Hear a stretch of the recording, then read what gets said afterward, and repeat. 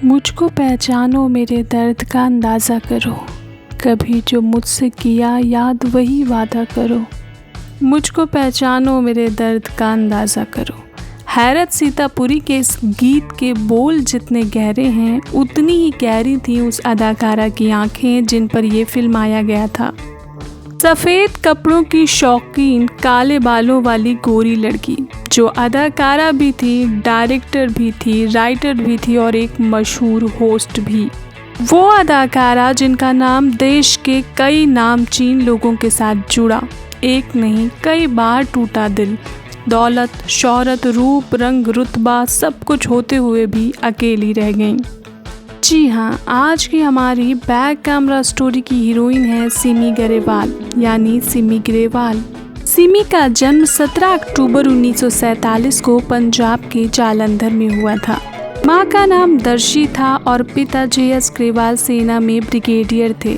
इनके दादा भी सेना में कैप्टन रहे थे। जब सिमी ग्रेवाल बहुत छोटी थी तभी माँ और बहन अमृता के साथ इंग्लैंड चली गई थी और वहीं के न्यूलैंड हाउस स्कूल से इन्होंने पढ़ाई की थी।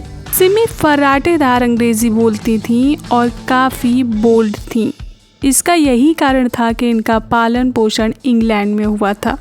जब ये 7-8 साल की थीं तभी इन्होंने राज कपूर साहब की फिल्म आवारा देखी थी, जिसके बाद से ये उनकी फ़ैन हो गई थी और इन्होंने सोच लिया था कि इन्हें फिल्मों में ही काम करना है। हालांकि इनके पिता इसके खिलाफ थे। वो चाहते थे कि उनकी बेटियां पढ़ लिख कर अफसर बने, उनका नाम रोशन करें, ना कि फिल्मों में आएं। लेकिन होता वही है जो लकीरों में लिखा होता है। 15 साल की उम्र में सिमी अपनी बहन के साथ भारत लौटी। आते ही स्टूडियोज़ के चक्कर लगाने शुरू कर दिए। शुरू में इन्हें कोई हिंदी फिल्म तो नहीं मिली, पर फर्राटेदार इंग्लिश के साथ साथ शुद्ध उच्चारण की बदौलत इन्हें एक English film Tarzan goes to India में मौका मिल गया। 1962 में आई इस फिल्म ने मेकर्स का ध्यान अपनी ओर खींचा और सिमी को थोड़ी बहुत पहचान मिल गई।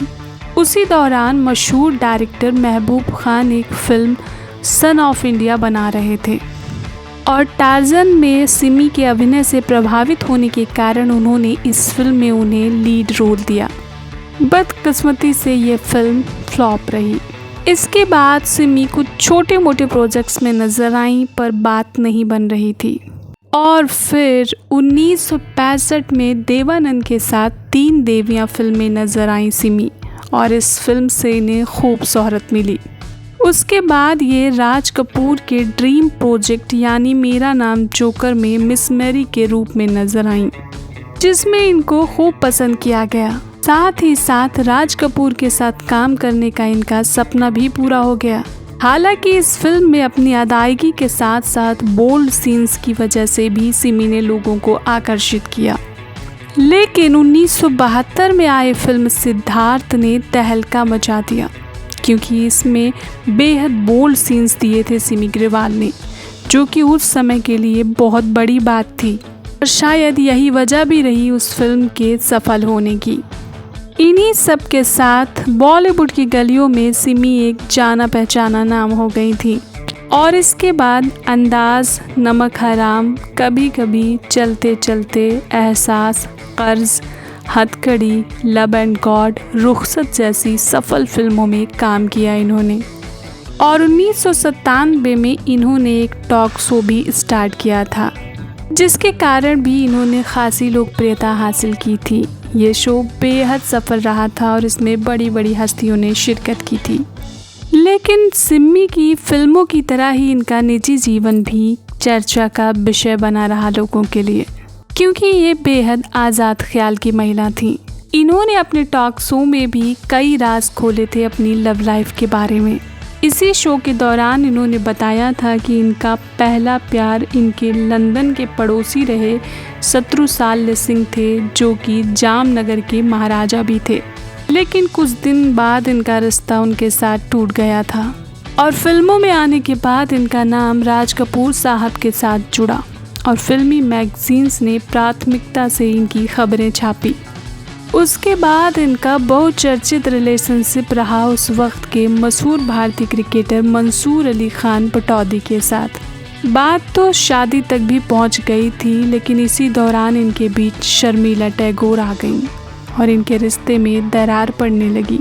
और धीरे धीरे पटौदी साहब शर्मिला के इतने नज़दीक हो गए कि वो सिमी से बहुत दूर चले गए और इनका रिश्ता टूट गया। और फिर सिमी ने साल 1970 में बिजनेसमैन रवि मोहन से शादी कर ली, लेकिन बदकिस्मती से ये रिश्ता भी ज़्यादा दिन तक नहीं चल सका। शादी के 2-3 साल बाद ही ये दोनों अलग रहने लगे थे और 1979 में इनका तलाक हो गया।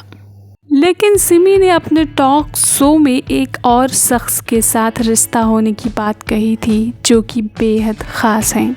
वो शख्स थे रतन टाटा जी। सिमी रतन टाटा जी की तारीफ करते नहीं थकती और कहती हैं कि इनका सेंस ऑफ ह्यूमर कमाल का है और बेहद प्रभावशाली व्यक्ति हैं। रतन टाटा जी और सिमी का रिश्ता कितना गहरा था और क्यों टूटा, इस पर उन्होंने कभी कोई बात नहीं की। इन्होंने अपने शो पर भी रतन सर को बुलाया था और उनसे बातचीत की थी। बाद में सिमी ने लेखन और निर्देशन में भी हाथ आजमाया था और अपनी एक प्रोडक्शन कंपनी भी खोली।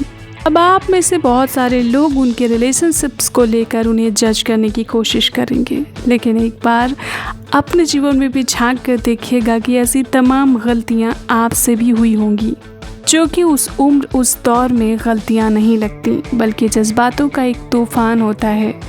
वैसे तो सब कुछ इनके जीवन में था जिसे एक सफल जीवन यात्रा समझा जाए, लेकिन प्यार को छोड़कर।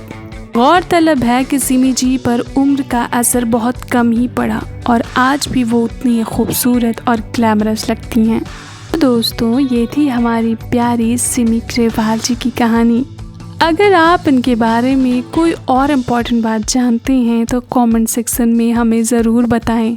आज के लिए बस इतना ही। ऐसी इंटरेस्टिंग और मोटिवेशनल स्टोरीज सुनने और जानने के लिए जुड़े रहिए पैक कैमरा स्टोरीज के साथ। Bye bye, love you.